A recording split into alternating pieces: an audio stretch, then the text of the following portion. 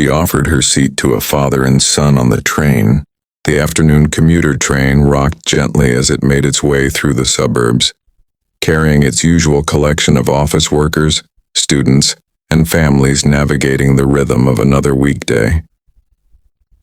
Jennifer Walsh settled into her window seat with the tired satisfaction that came from completing another long shift at the community center, where she coordinated programs for single parents. At 32, Jennifer had learned to find small moments of peace during her daily commute, using the 40-minute journey home to decompress from days spent helping families navigate challenges she understood all too well. Her own divorce 3 years earlier had left her starting over in every way that mattered, but it had also given her a deep empathy for others facing similar struggles. The train was unusually crowded for a Wednesday afternoon when Jennifer noticed him boarding at the downtown station. The man appeared to be in his early 30s, with short brown hair and a gray V-neck shirt that suggested someone who had dressed for comfort rather than impression. In his arms he carried what appeared to be a baby, maybe 8 or 9 months old, wearing an adorable striped shirt and looking around with the wide-eyed curiosity that small children bring to new experiences. What caught Jennifer's attention wasn't just the father-child pair, but the way the man moved through the crowded train car with the careful uncertainty of someone navigating an unfamiliar situation.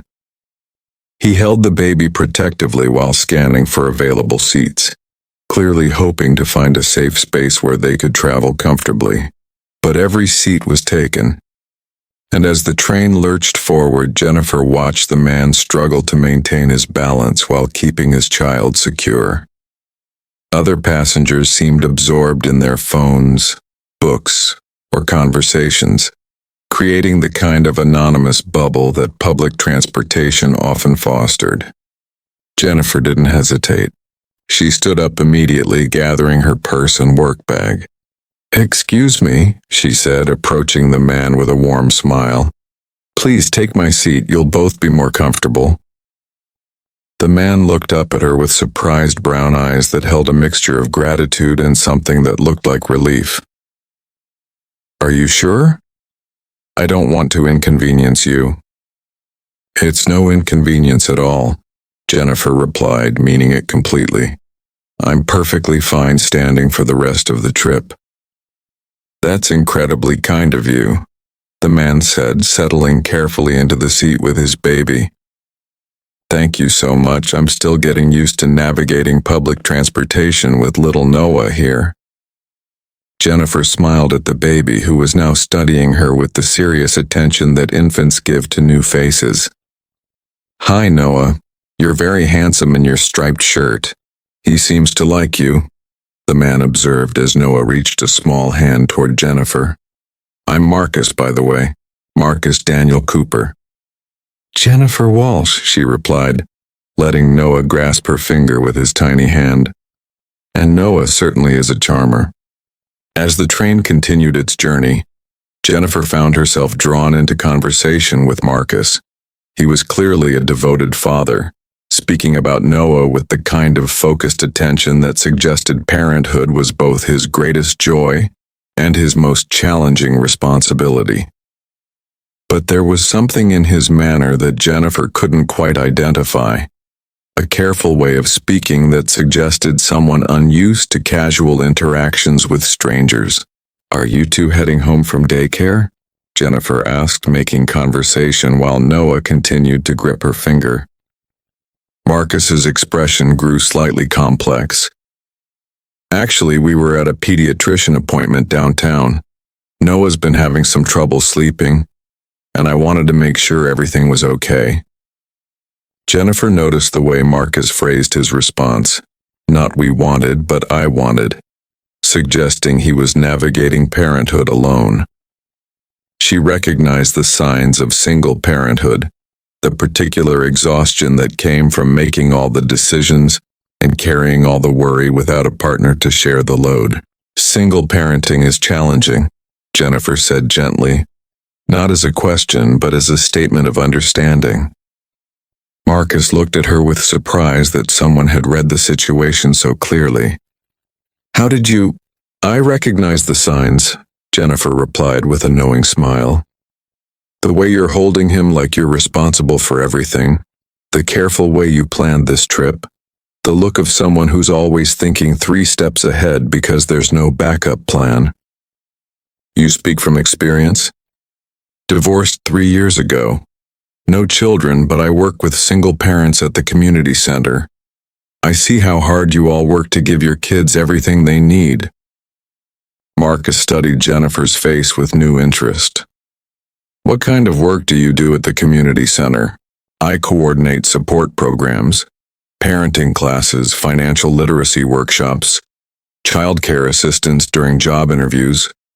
Basically, I try to help people navigate the systems that are supposed to help them but often feel overwhelming instead.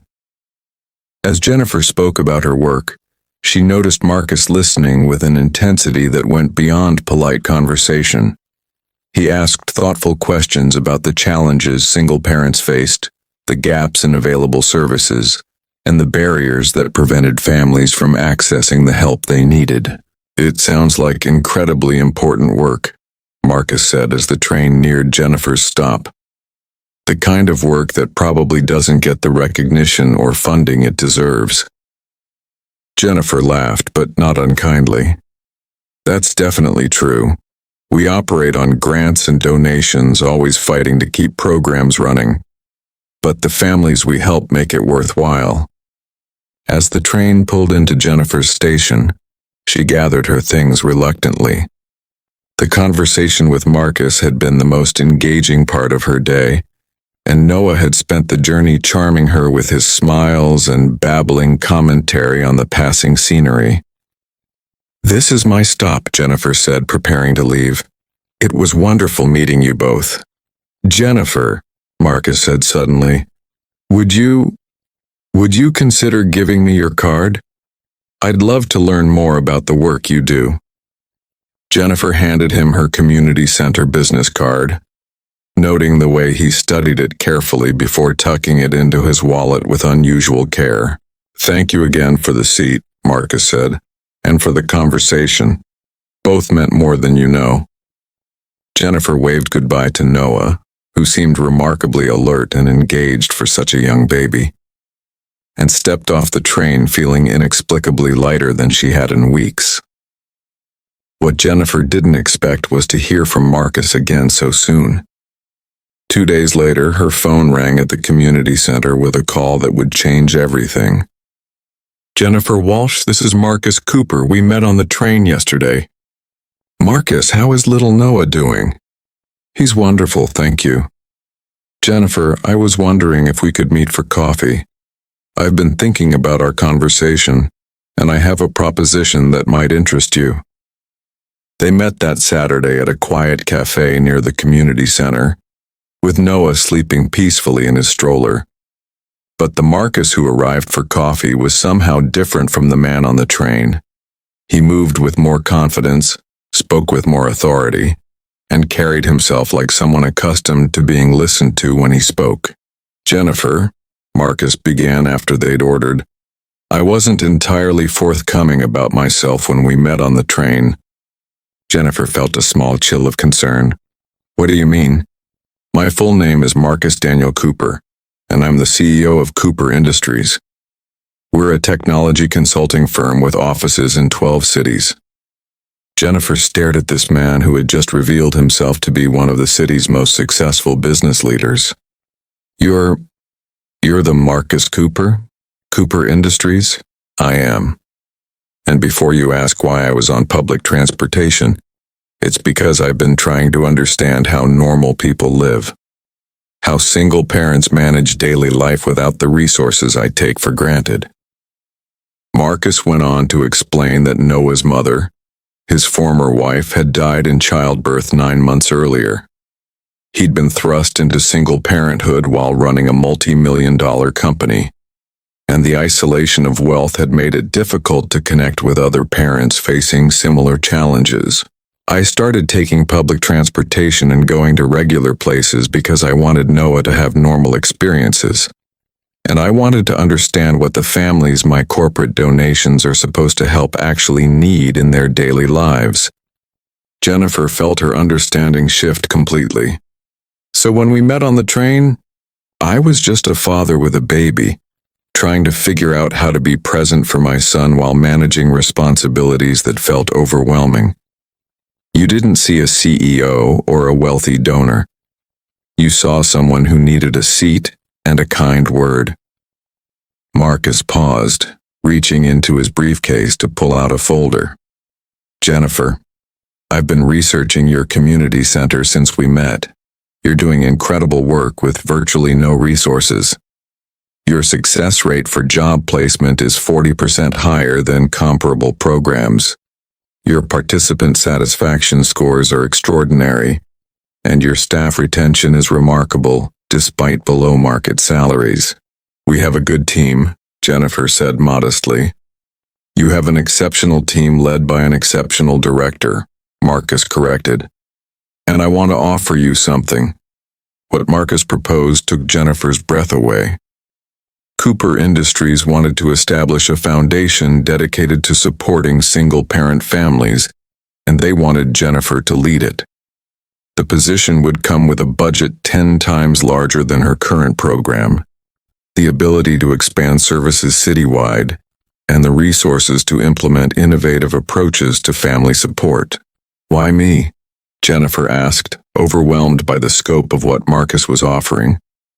Because when you saw a father struggling on a train, you didn't hesitate to help. Because you recognize single parenthood not from statistics or reports, but from real understanding. Because you've proven you can create extraordinary results with limited resources. Marcus paused, glancing at Noah, who was beginning to stir in his stroller. And because Noah smiled more during our train ride than he had in weeks. You have a gift for making people feel seen and valued. Jennifer accepted the position, but insisted on maintaining the community program she'd built, ensuring that the foundation would enhance rather than replace the grassroots work that had always been her passion. 6 months later, when business journals wrote about Cooper Industries' innovative approach to corporate philanthropy and their groundbreaking family support foundation, they focused on strategic giving and measurable social impact. But Marcus always smiled when he read those articles, knowing that the real story was much simpler and much more human. Sometimes the most important business partnerships begin not in conference rooms or networking events, but on crowded trains when someone chooses kindness over convenience. And sometimes the best investment decisions come from recognizing that the most valuable expertise doesn't always come with impressive titles, but with genuine understanding and an open heart. Jennifer kept her train pass even after she could afford to drive, taking public transportation, occasionally to remember that the most important connections happen when we see each other not as titles or bank accounts, but as fellow travelers who sometimes need someone to offer them a seat and remind them that they're not alone in the journey, in a world that often mistakes wealth for wisdom. Jennifer Walsh had reminded a successful father that the most valuable currency is compassion, and that sometimes the people best equipped to help others are those who have walked the same difficult paths and emerged with both strength and grace.